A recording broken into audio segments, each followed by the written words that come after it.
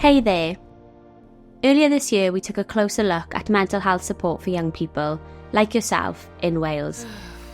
We heard from you and found that half of you didn't know where to turn for support, and for many, when help was needed, it wasn't always available.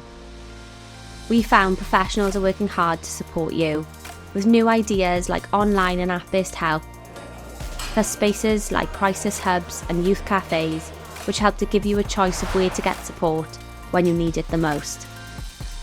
We want to make sure every young person gets the right support at the right time.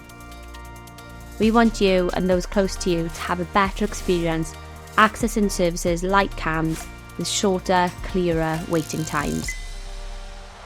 We're also pushing for organisations to work together, especially for neurodiverse and care experienced young people.